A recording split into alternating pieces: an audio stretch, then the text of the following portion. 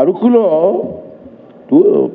అక్కడ పాడేరు అంటే మీ district sir, మీ డిస్ట్రిక్ట్లో ట్రైబల్ యాక్ట్ ఉంది. ఆ యాక్ట్ని ఏమంటారండి?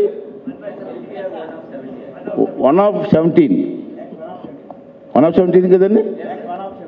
ఆ 1/17 ప్రకారంగా నాకున్న నాలెడ్జ్ చెప్తాను. నాకు పెద్ద నాలెడ్జ్ దాని మీద నాలెడ్జ్ లేదు, మీరు చెప్పాలి. ట్రైబల్ ఏరియాలో ఎవరైనా ఇన్వెస్ట్మెంట్ చేయాలన్నా, హోటల్ కట్టాలన్నా, టూరిజం స్పాట్స్ కట్టాలన్నా ట్రైబల్ ఏరియా ఉండాలంటారు. మరి అంత ఇన్వెస్ట్మెంట్ ట్రైబల్ చేయగలరండి? ఎవరైనా చేయగలరా? దాన్ని మీరు ఎట్లా ఏం చేయాలి? ఇప్పుడు మనం అంటే ఎవరైనా పైనుంచి వచ్చి ఇన్వెస్ట్మెంట్ చేయగలరు. 3 స్టార్ హోటల్లో, 5 స్టార్ హోటల్లో, టూరిజం స్పాట్లో, ఒక సినిమా హాలో ఏది కట్టగలరు. ట్రైబులే ఉండాలి, ఆ ల్యాండ్ ట్రైబుల్ పేరునే ఉండాలి అంటే ఎవరు వస్తారు చెప్పండి? అంత ఇన్వెస్ట్మెంట్ ఎవరు చేయగలరు? పోనీ ట్రైబుల్తో పెట్టుకొని మనకు ఇన్వెస్ట్మెంట్ పెట్టామనుకోండి, ట్రైబుల్ పేరుని పెట్టి, రేపు ఎప్పుడన్నా సైట్ నాదంటే మీరేం చేస్తారు? ఇన్వెస్ట్మెంట్ చేసిన వాళ్ళంతా ఏమైపోతారు? దానికి ఏమైనా రెమెడీ ఉందండి? You can't do anything. లేకపోతే ఎవరు రాదు సార్, ఇన్వెస్ట్మెంట్ రాదు ట్రైబల్ ఏరియాలో. నేను ఫ్యాక్ట్ చెప్తాను. నేను ట్రైబల్ ఏరియాకి నియరెస్ట్గా ఉంది మా విలేజ్ కాబట్టి చెప్తున్నాను. ట్రైబల్ వారు అంతా కోట్లు ఇన్వెస్ట్మెంట్ ఎక్కడ చేయగలరు? మనం ఎవరో పక్క నుండి 4-5 నుండి అతని పేరు పెట్టి ఇన్వెస్ట్మెంట్ చేసాం అనుకోండి, 5 years తర్వాత ఆ హోటల్ నాదన్నాడు అనుకోండి, అప్పుడు మీరేమవుతారు? దీనికి ఏంటి రెమెడీ? ప్రభుత్వంలో మనం ఏం యాక్షన్ తీసుకోగలమా? యాక్ట్లో ఏమైనా మార్పు తీసుకురాగలమా? అవన్నీ కూడా ఒకసారి స్టడీ చేయండి.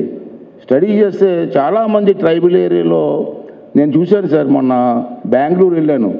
ఆ కాఫీ తోటల్లో బెంగళూరు, కర్ణాటక, తమిళనాడు బార్డర్లో ఒక రిసార్ట్ ఉంటే అక్కడికి వెళ్ళాం మేము, మా ఫ్రెండ్స్ అంతా కలిపి. లోపల ఇంకా అక్కడికి వెళ్ళి 2 days 3 days ఉన్నాను. నేను చూశాను. అంత ట్రైబ్ బ్రహ్మాండంగా మంచి రిసార్ట్స్ వచ్చాయి. అది కూడా ట్రైబల్ ఏరియా కదా. మరి అది కూడా ట్రైబల్ ఏరియాలో అంత పెద్ద రిసార్ట్స్ ఎలా కట్టారు? అవన్నీ స్టడీ చేయాలి ముందు మనం. అన్నీ స్టడీ చేసిన తర్వాత ఇక్కడ విశాఖపట్నం మంచి అవకాశాలు ఉన్న సిటీ, బ్రహ్మాండంగా ఉంది, మంచి హాస్పిటల్స్ ఉన్నాయి. తర్వాత మీకు ఇంకోటి అండి, ఈజీ మీ కలెక్టర్, విశాఖపట్నం కలెక్టర్ గారు గాజువాక కొండ ఉంటుంది, యారాడ కొండ, ఏదో యారాడ కొండ, ఆ కొండ దిగి అటుపక్క దిగండి, బ్యూటిఫుల్ బీచ్ ఉంది అక్కడ. ఎప్పుడైనా మీరు ఎంతమంది చూసారు ఇది? ఓకే, ఎలాంటి బీచ్ అండి ఇది? ఆ పైన ఏమో క్వార్టర్స్ కూడా కట్టారు, నేవల్ క్వార్టర్స్ కట్టారు. ఆ రోడ్డు కూడా ఉంది. ఆ రోడ్డు మీద లోపలికి దిగితే బ్యూటిఫుల్ ప్లేస్. ఎలాంటి రిసార్ట్ కట్టొచ్చింది అక్కడ. ఒకసారి స్టడీ చేయండి కలెక్టర్ గారు, మీరు ఒకసారి స్వయంగా స్టడీ చేయండి. ఇక లాస్ట్గా మీకు విషయం కనుక రెండో విషయం ఏంటంటే, మొగమాటం లేకుండా చెప్తున్నాను సార్, డోంట్ ఫీల్ అదర్వైజ్. ఈ అఫీషియల్స్ ఎవరు ఫీల్ అవుద్దంటే ఒక మాట చెప్తాను నేను. ఎవరైనా ఇన్వెస్ట్మెంట్ నేను అబ్జర్వ్ చేస్తాను, నాకు తెలిసి కాబట్టి చెప్తున్నాను. నా దగ్గర కూడా 2-3 కేసులు వచ్చాయి. ఎవరైనా ఇన్వెస్టర్స్ వచ్చి పర్మిషన్ అడిగితే, పర్మిషన్ ఇవ్వడానికి 5 నెలలు 6 నెలలు సంవత్సరం ఎందుకు సార్? మీకు మీ వెనకాల తిరుగుతూ ఉండాలా? అరే ఇన్వెస్ట్ చేయడానికి వస్తే కాగితం పెడితే మీరు క్లియర్ చేయడానికి ఎస్ ఆర్ నో అని చెప్పడానికి 1 year కావాలా మీకు? ఆ టైం ఫిక్స్ చేయండి సార్. వితిన్ 1 week అప్లికేషన్ పెట్టిన తర్వాత ఎస్ ఆర్ నో 1 weekలో చెప్పండి. లేదో బాబా ఇన్వెస్ట్ చేయడానికి వచ్చి తిరిగి కలెక్టర్ ఆఫీస్ చుట్టూ తిరిగి, మీ టూరిజం డిపార్ట్మెంట్ చుట్టూ తిరిగి కాళ్ళు అరిగిపోయి, చెప్పులు అరిగిపోయి వెనక్కిపోతున్నారు. సో ఈ విషయంలో మాత్రం మీ అఫీషియల్స్ మాత్రం తప్పనిసరిగా, మీరు సెక్రటరీ గారు, మీరు సీనియర్ ఆఫీసర్, మీరు మీరు టైం ఫిక్స్ చేయండి. విత్ ఇన్ 10 days అప్లికేషన్ వచ్చిన 10 daysలో ఎస్ ఆర్ నో,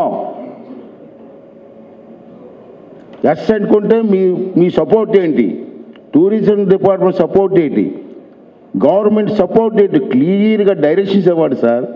ఎందుకు టూరిజం డెవలప్ అవుతుంది? రెండోది సార్, స్పోర్ట్స్ ఫెస్టివల్ సార్. మేము మొదటి నుంచి కూడా వాలీబాల్ ప్లేయర్, నేను కూడా ఇక్కడికి అనుబాబు కానీ మేము అందరూ కూడా వాలీబాల్ ఆడేవాళ్ళం. ఇవాళ మేము వాలీబాల్ చూడడానికి ఇతర దేశాల నుంచి చూస్తున్నాం. అప్పుడప్పుడు టోర్నమెంట్ జరుగుతున్నప్పుడు మన బీచ్లో బీచ్ వాలీబాల్ ఎందుకు పెట్టకూడదు? మనం బీచ్ కబడ్డీ ఎందుకు పెట్టకూడదు? ప్రత్యేకంగా స్టేడియం, ఓపెన్ స్టేడియం పెట్టి ప్రతి సంవత్సరం కూడా beach volleyball men and women, beach kabaddi men and women national place పిలిపించి పెట్టండి కదా. స్పోర్ట్స్ లవర్స్ ఎంతమంది ఉన్నారు విశాఖపట్నం జిల్లాలో? వాళ్ళందరూ ఎంజాయ్ చేయరా? ఇంతకుముందు మనకి విశాఖపట్నంలో విశాఖ ఫెస్టివల్ చేసేవాళ్ళం మనం. ఏమిటి పేరేం బాబు? విశాఖ ఉత్సవం ప్రతి సంవత్సరం చేసేవాళ్ళం. 6 సంవత్సరాలు అది కూడా లేదు. ఆ 3 రోజులు ఎంత ఆనందంగా ఉండేదండి ఫెస్టివల్. ఇటువంటివన్నీ ఎంకరేజ్ చేస్తే ఆటోమేటిక్గా టెంపుల్ టూరిజం ఉంది మనకి. సింహాచలం, శ్రీకాకుళం వరకు ఎన్ని టెంపుల్స్ ఉన్నాయండి? పైన అరకు, పాడేరు, అనకాపల్లి, నౌకాలమ్మ, ఇటువంటి బ్రహ్మాండ టెంపుల్స్ ఉన్నాయి. టెంపుల్ టూరిజం కూడా డెవలప్ చేసి మనం ఇన్ని అవకాశాలు ఉన్నాయి కానీ చేయలేకపోతున్నాం. ఎక్కడో ఫాల్ట్ ఉంది, ఆ ఫాల్ట్ సరిదిద్దండి సార్. మీకు బాగా సీనియర్ ఆఫీసర్స్ ఉన్నారు ఇక్కడ. మంత్రి గారు మంచి అతనితో ఈ మధ్యకాలం చాలాసార్లు మాట్లాడే ఫోన్లో. అతను కూడా ఏదో చేయాలా, అయిన పాత్రి గారు ఏదో చేయాలని తపంతో ఉన్నారు. ఇవన్నీ కూడా ఉపయోగించుకొని ఈ అఫీషియల్స్ కూడా పాజిటివ్ మైండ్ పెట్టుకొని, నెగిటివ్ మైండ్ వద్దు అఫీషియల్స్కి. ఈ విషయంలో పాజిటివ్ మైండ్తో క్లియర్ చేసి విశాఖపట్నాన్ని బ్రహ్మాండ టూరిజం స్పాట్గా డెవలప్ చేయాలని చెప్పి ఈ సందర్భంలో మీ అందరి తరపున మరి మంత్రి గారు శ్రద్ధ తీసుకోండి. మీకు కావాల్సిన సపోర్ట్ మేము ఇవ్వడానికి మేము ఎప్పుడూ సిద్ధంగా ఉంటామని చెప్పి ఈ సందర్భంలో మనవి చేస్తూ నాకు ఈ అవకాశం ఇచ్చింది. మీ అందరికీ కూడా ధన్యవాదాలు తెలుపుకొని సెలవు తీసుకుంటాను. Thank you.